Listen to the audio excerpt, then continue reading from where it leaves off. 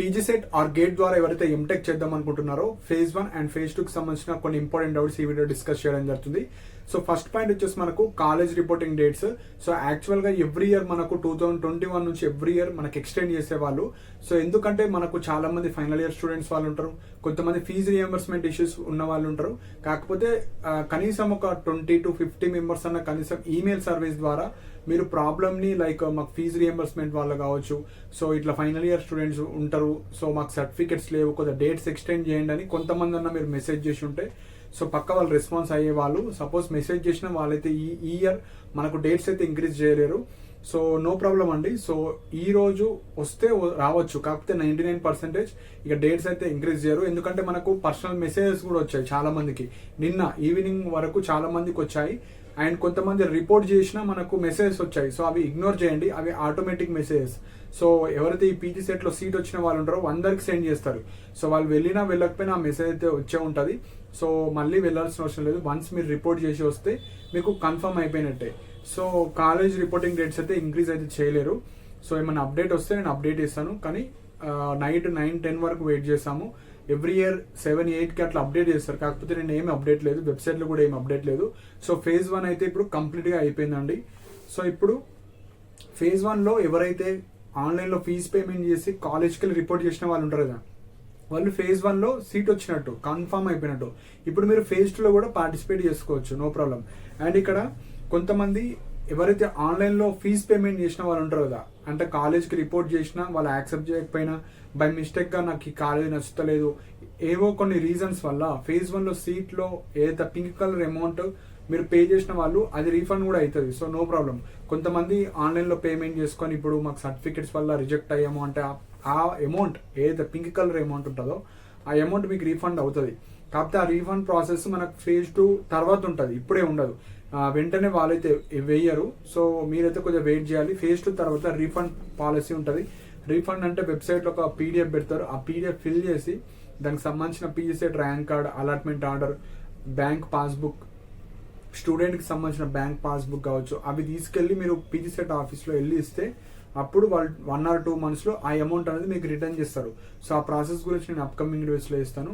So మీరు ఏం tension పడకండి, అమౌంట్ పే చేసుకున్న వాళ్ళు మీ అమౌంట్ మీకే వస్తుంది.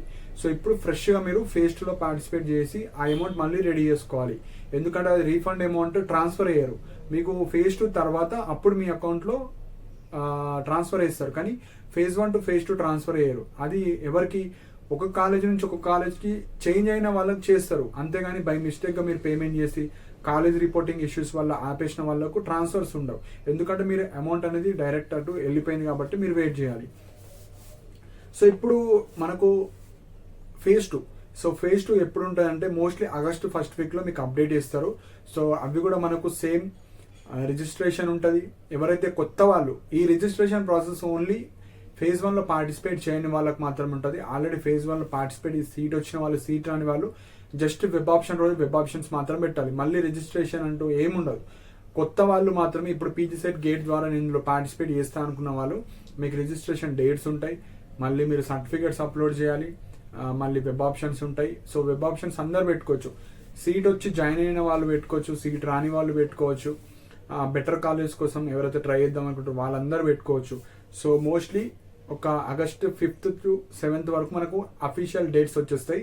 సో ఈ 1 వీక్లో వచ్చేస్తాయి. మీరైతే సర్టిఫికేట్స్ లేని వాళ్ళు మీరు సర్టిఫికేట్స్ తెచ్చుకొని ట్రై చేసుకోవచ్చు. అండ్ బ్యాక్లాగ్స్ ఉన్న వాళ్ళు క్లియర్ అయితేనే మీరు ఎలిజిబుల్ అవుతారు. రిజల్ట్స్ రాని వాళ్ళు కూడా మీకు రిజల్ట్స్ వస్తేనే మీరైతే ఎలిజిబుల్ అవుతారు, లేకపోతే ఈ ఇయర్ అయితే మీరు ఎలిజిబుల్ అయితే అవ్వరు. సో ఒక 5 daysలో మీకు అప్డేట్ అయితే వస్తుంది. అండ్ ఎవరైతే ఈ ఫేజ్ 1 to ఫేజ్ 2 వెళ్ళే వాళ్ళు ఉంటారో, మీకు ఎగ్జాంపుల్ సిబిఐటి వచ్చింది, అప్పుడు మీరు ఏం చేయాలి, ఓయూజేఎన్టీకి ట్రై చేయాలి, అంతేగాని కింద కాలేజ్ చిన్న కాలేజ్ పెట్టుకోవద్దు. సో సింపుల్గా మీకు ఫేజ్ 2లో బెటర్ కాలేజ్ మాత్రం పెట్టాలి. ఆల్రెడీ సీట్ వచ్చింది కూడా పెట్టొద్దు. మీకు ఆల్రెడీ ఇప్పుడు ఎగ్జాంపుల్ ఏదో ఒక కాలేజ్లో జాయిన్ అయ్యారు, మీకు ఏ కాలేజ్ కావాలో అవి మాత్రం పెట్టాలి. అందులో వస్తే ఈ కాలేజ్ డిలీట్ అయిపోతుంది. ఇప్పుడు ఫేజ్ 2లో ఉన్న కాలేజ్కి వెళ్ళాలి, మళ్ళీ నాకు ఫేజ్ 1 కాలేజ్ కావాలి, ఇది నచ్చుతలేదు అంటే అట్లా ఉండదు. మీరు ఫేజ్ 2లో పెడుతున్నారంటే బెటర్ కాలేజ్ మాత్రం పెట్టాలి. అందులో ఎక్కడ వచ్చినా వెళ్ళేటట్టు ఉంటేనే అవి పెట్టాలి, లేకపోతే మీకు 2 నచ్చితే 2 పెట్టండి, 3 అంటే 3. అండ్ వెబ్సైట్లో మనకు ప్రతి కాలేజీలో కట్ ఆఫ్స్ ఉంటాయి కాబట్టి ఇప్పుడే చూసుకోండి. వన్స్ ఫేజ్ 2 అప్డేట్ వస్తే అది తీసేస్తారు. సో మీరు ఫేజ్ 2కి సంబంధించిన ఎవరికి ఎట్లా కట్ ఆఫ్స్ ఉన్నాయి, సో మన ర్యాంక్ ఎక్కడ రావచ్చు, సో కొద్దిగా చూసుకొని మీరైతే ఎక్కువ కాలేజ్ పెట్టుకోవడానికి ట్రై చేయండి. సో ఏదైనా మనకు వెబ్సైట్లోనే వస్తాయండి.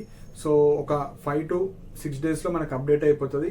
సో సర్టిఫికేట్స్ లేని వాళ్ళు ఫీజ్ రియంబర్స్మెంట్ ఇష్యూస్ వల్ల కావచ్చు, మన సర్టిఫికేట్స్ రాని వాళ్ళు మీరు కాలేజ్కి వెళ్ళి తెచ్చుకోండి. వేరే ఆప్షన్ అయితే లేదు. చాలా కాలేజ్ వాళ్ళు యాక్సెప్ట్ చేస్తారు వితౌట్ టీసీ, వితౌట్ సర్టిఫికేట్స్ కాబట్టి. సో మీరు మీ బీటెక్ కాలేజ్కి వెళ్ళి మీరు సర్టిఫికేట్స్ తెచ్చుకోవడానికి ట్రై చేయండి. సపోజ్ ఫీజు రియంబర్స్మెంట్ ఇష్యూ ఉంటే నిన్న కూడా మనకు మీటింగ్ అయితే జరిగింది. సో లైక్ సీఎం కూడా మాట్లాడడం జరిగింది కాబట్టి సో మీరు అక్కడికి వెళ్ళి పోలీస్ కంప్లైంట్ కావచ్చు, ఏదో ఒక ఇష్యూ గవర్నమెంట్ దగ్గర వెళ్ళడానికి ట్రై చేస్తే కొద్దిగా మీకు ఫీజు రియంబర్స్మెంట్ ఇష్యూస్ ఉన్న వాళ్ళు మీకు సర్టిఫికేట్స్ అయితే ఇవ్వడానికి ట్రై చేస్తారు. సో వేరే ఆల్టర్నేటివ్స్ ఏమైనా ఉంటే మీరు ట్రై చేసుకొని మీ సర్టిఫికేట్స్ అయితే తెచ్చుకోండి. లేకపోతే 1 year అయితే వేస్ట్ అయిపోతుంది. 1 year కాకుండా ఆ ఫీజు రియంబర్స్మెంట్ వచ్చే వరకు మీకు ఇట్లానే ఉంటుంది. సో అట్లాంటి చాలా మంది లాస్ట్ ఇయర్ కూడా లాస్ అయ్యారు. సో వేరే ఆల్టర్నేటివ్ ఉంటే మీరైతే ట్రై చేయండి. సో నాన్ ఫీజు రియంబర్స్మెంట్ వాళ్ళకైతే మీకు ఏ కాలేజ్ అయితే వస్తుందో ఆ కాలేజీలో వెళ్ళిపోండి. సో మంచి ర్యాంక్స్ ఉండి ఫీజు రియంబర్స్మెంట్ వల్ల కావచ్చు, సర్టిఫికేట్స్ లేకుండా ఆపేసిన వాళ్ళకు ఆ సీట్స్ వేకెన్సీ కింద వచ్చేస్తాయి. సో మీరు ఎక్కువ వెబ్ ఆప్షన్స్ అయితే పెట్టుకోవడానికి ట్రై చేయండి.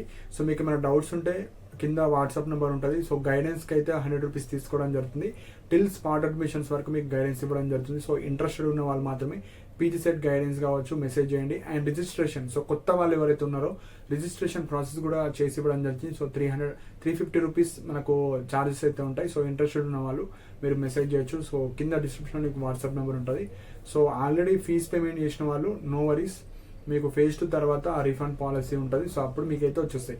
సో ఇందులో డిస్కస్ చేయని పాయింట్స్ ఇంకా వేరే ఏమైనా ఉంటే మీరు కింద కమెంట్స్ అయితే మెన్షన్ చేయండి. అండ్ ఇలాంటి అప్డేట్స్ కోసం మన ఛానల్ని సబ్స్క్రైబ్ చేసుకోండి. And thank you for watching my video.